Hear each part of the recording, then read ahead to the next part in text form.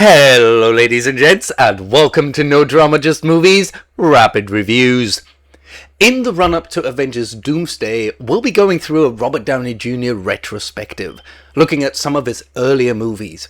Movies that meant something to us, or are important links in the movie history chain.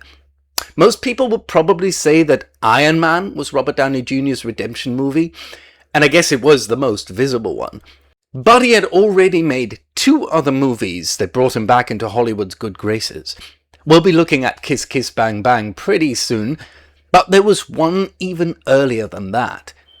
So, I watched The Singing Detective from 2003 recently, and I had some thoughts. Right off the bat, Dan Dark is not a likable character, so it was difficult for me to find a way into him. Now, to be clear, I don't mind following Grumps, especially if the point of the story is the positive change. Scrooge in A Christmas Carol is a despicable man, but people call him out on it, and we get the idea early that he needs to change. As soon as his former partner Marley appears and warns him of the dangers of being a stingy old sod who doesn't care about other people, we know what Scrooge must do by the end of the story, and we know the stakes. Here, I wasn't sure what the point was. Even when he starts therapy and we find out that he needs to work through the trauma of watching his mother cheat on his father, what are the stakes?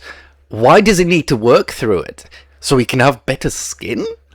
So he can be a nicer person? For what? I wonder if the 1986 BBC drama managed to pull this off. It also didn't help that the opening was much too erratic for me to connect to it. There was a story underneath all that clever noir dialogue, the quick cuts to something random. Who is this guy in the wheelchair talking about doggies in the window? Maybe if the story had slowed down a little to ease me into it, maybe if the information had been handed out in a different order. Now, having said that, Dan also claims that he wants to write something with all clues, no solutions. So if that was the mission statement for the movie as well, maybe it's a lot smarter than I give it credit for. Still doesn't mean I need to like it, but at least I could appreciate that the team behind the movie had a vision. What made this movie watchable for me was Robert Downey Jr.'s performance, which is also why I wanted to include it in the retrospective. It's as if he was working extra hard to prove that he still had it. It's essentially an audition tape to get his career back.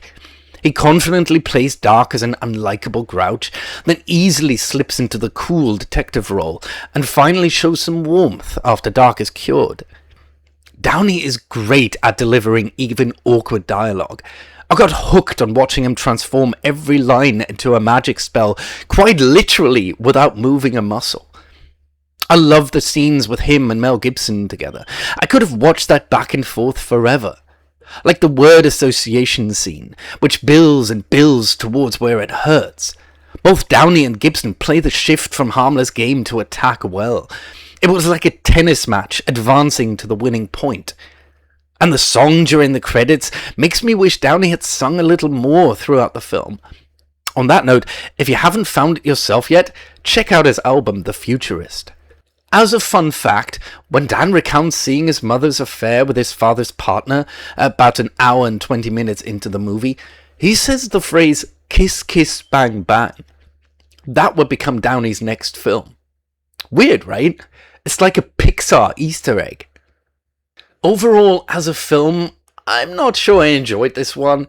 It was erratic and a bit confusing, without much of a direction or stakes. But I would still rewatch it for the RDJ show and its scenes with Mel Gibson.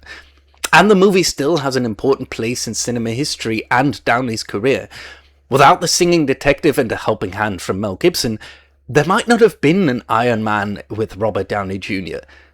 And who knows what the MCU and his career might have looked like then. And that's all. Roll credits.